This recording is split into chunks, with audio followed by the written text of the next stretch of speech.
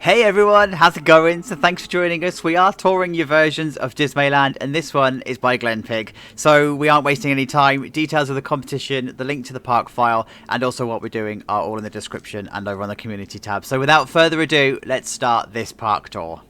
Alright, so welcome to Dismayland 2.0. This one is going for the exact vibe that I had in the original Dismayland, and look at it. This sightline looks really lovely. There's a couple of notes that come with this park. It's not finished. I think it's going to be finished after the deadline, but it had to be submitted in time for us to do the review, so I think this is still a work in progress. We're going to see some stuff that's not quite done, and there's also a couple of credits for coasters which we'll come to when we get to it. So in terms of rules, there's nothing out here that we need to report on, and inside the main ticket office I think everything is as it was left here. So the gift shop I think is all standard stuff. I don't think there's anything been added, and over in the restaurant it's all exactly as it was.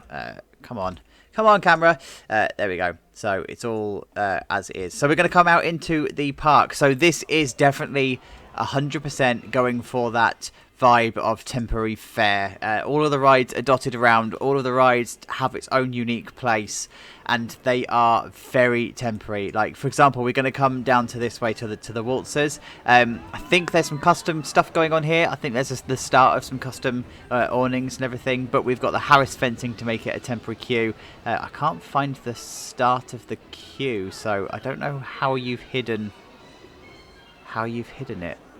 Oh, there it is. It's over here. So, oh, that's awesome. Right, okay, so I think I see what you're going for here.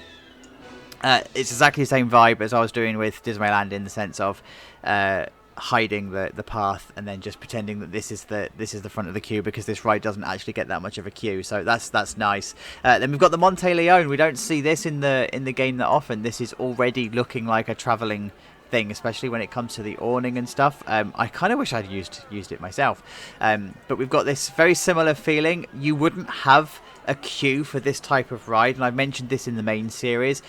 You wouldn't have a designated queue. You would just have people congregating out the front here, and they just load and unload as the ride starts and stops. So this is absolutely fine. This is exactly as you would expect to see in a UK theme park, or a UK fairground, should I say.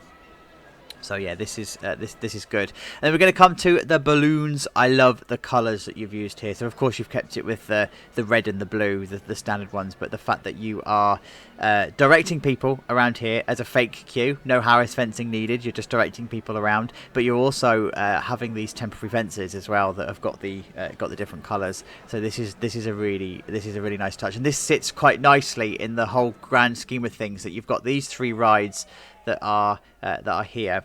I'm going to have a quick look over here because we need to get this out of the way with. So you got the toilet block. You're actually using, by the way, the area that I thought I was going to use for maintenance in the main series. You're using this really well. I like what you've done with this front here. This gives me Fundy Fun Spot vibes because of the different colours along here. This is very typical British theme park, you know, with the square.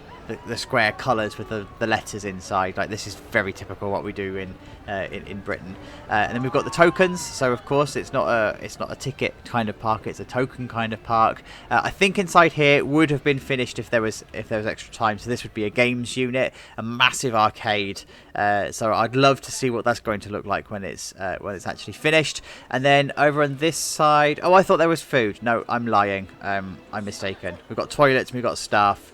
So that's fine. And then we've got a ghost train. Now this ghost train looks interesting because, again, it's using this fascia. So we've extended the fascia out and we're using the maintenance area, and we're doing the queue. This gives me Blackpool Pleasure Beach vibes with their ghost train. But what I like that you've done here is this idea of having the grave and the mulch and everything just create this fake dirt and this fake floor. But you then also use lighting, really effective in this area. So it's what you would expect a ghost train to be. And then this roof is very temporary, and that's exactly how you'd find it. It would just be this either wood or corrugated metal. And then the station itself would be really simple in design. So what you've got here is all of the balustrades and the Harris fencing to extend the queues. this looks so much like the Blackpool one. I haven't actually checked out inside yet, so let's go for it. I like that you've hidden the station floor. This is a nice touch, and you're poking through the running rails. So let's go inside. Oh yes, so this would be pitch black. This would be one of those ghost trains that you'd have very little money spent on. It's just pitch black. So I don't know if there's any more details in this actually. Yeah, I don't think this is quite fully kitted out and detailed, unless of course it is supposed to be just a pitch black room. Let me know in the comments, Glenn, if that's the case, because if so, then Brighton Pier want their ghost train back.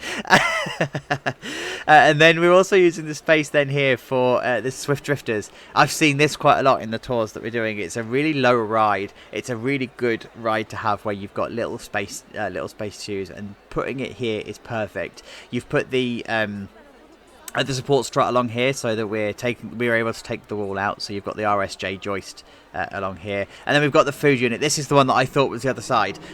So we've got the food unit and everything that's here. This is nicely kitted out. I like this because you've got the actual food units here, and then you've got vending machines next door in case they decide not to open the food unit. So on a quiet day, people can still get food. But you've also taken the care to put the sweet shop in, and then you've also got the brick here. So this is very typical of what we would see in this kind of park. Low detail, low budget, but highly effective visually.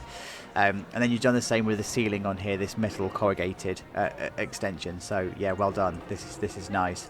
And then we come to Swift Eagles, I think this is called, isn't it? Same principle, Harris fencing as a queue, a bit of strip lighting along or fairy lighting along the outside, just to give it a bit of movement and a bit of colour and a bit of lighting. It's a shame the pad for this is so big, because what you've got here would be the perfect pad size in real life.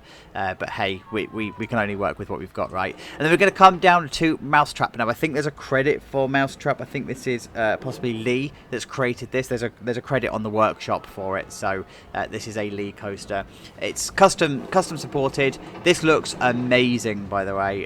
And you know it's going to be, because Lee also did the waltzers for the main series as well. So this has got custom lighting, custom supporting, custom signs. Looks really, really good. I like this station. It's really unique because it's interacting with the support pillars, and it's interacting differently. So it's like got a roof on here. It's got all of the flashing garish lights, but the lights are represented by the colours, so they're reflective of the colours. You've got the flood lighting, you've got the temporary flooring, you've got all of the railings and everything along here.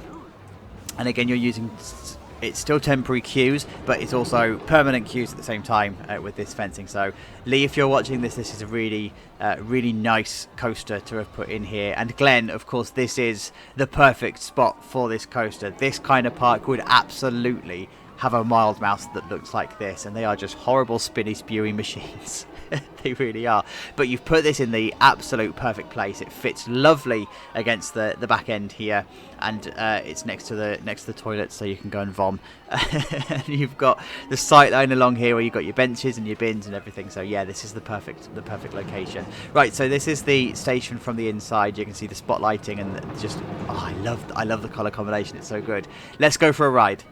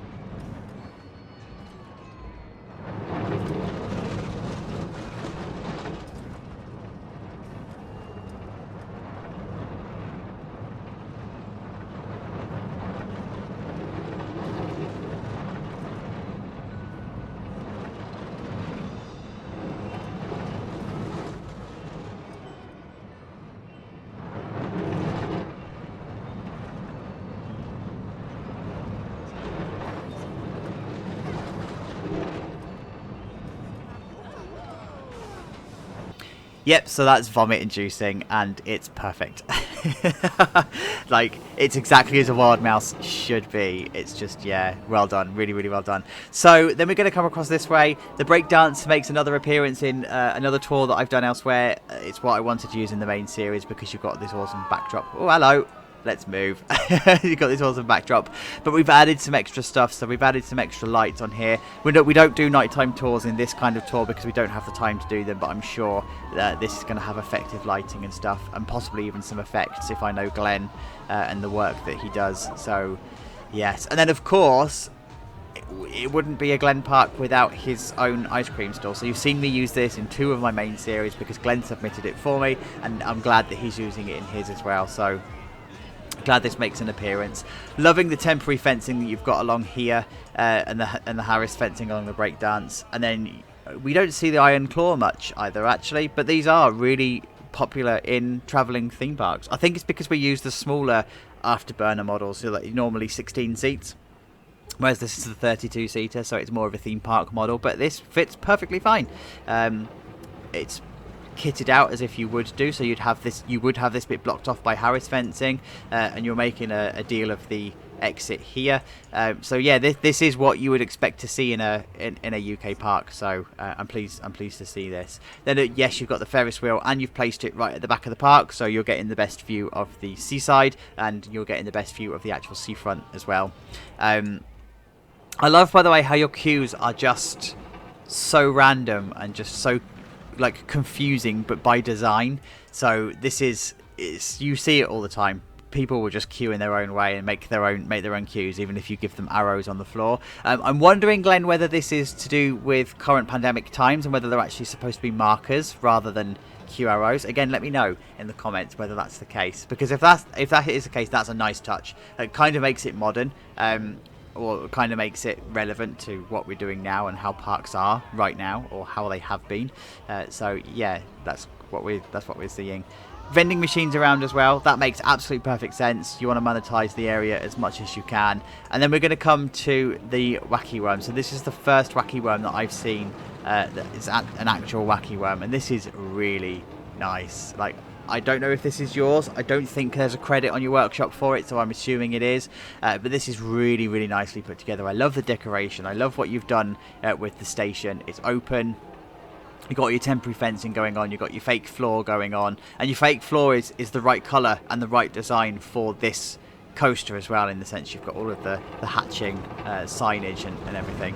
And it's custom supported. That's what makes this almost unbeatable in terms of a wacky worm, because they are so difficult to custom support properly, and whoever's done this has done the supporting properly. This looks exactly like a wacky worm should be, and I reckon we should just shut up and go for a ride.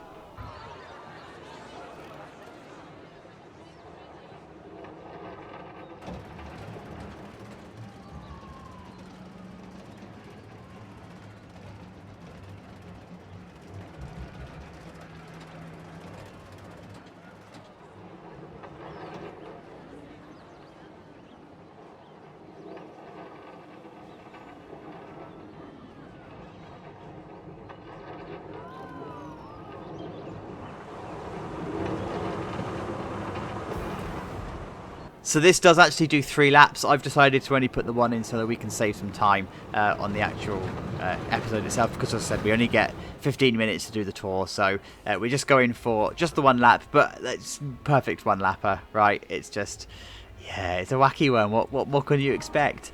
And then we're going to come over to the other side of the park then, to where we started. So we've got classic dodgems, where we're using the Harris fencing and stuff. Not Harris fencing, sorry, where we're using normal fencing on this one. We've got a Helter Skelter. I didn't write down... Oh, the caterpillar, by the way, is Yura. I've just noticed that I've written down the credit. So the caterpillar is Yura. The Helter Skelter is also credited on the workshop, and so is the slide as well. Apologies, I didn't take down a note of who they were, but the Helter Skelter is perfect. This is just exactly what a Helter Skelter looks like. Like, you look at it straight away and go, oh yeah, that's a Helter Skelter. Look at it. And it's so clever how it's been put together. It's so intricate and it's beautiful. It really, really is. Like, really, really well done. And then the slide, classic for a British theme park. You grab your mat, you walk up the stairs, and then you just sit on the slide, and down you go. I used to love these as a kid. This was my favourite. This is my favourite ride. And then, of course, you've got all the fine details that you would find on this kind of thing as well. All of your metal supports and all of your metal stairs and the lighting and everything. It's just perfect. It's just so good. And so this, I don't think there's anything changed on the front, is there? No. So this is how it looks from the top then. So if you want this park to win, then you know exactly what you need to do. Thank you so much for getting to the end of this tour, and I will see you for the next tour.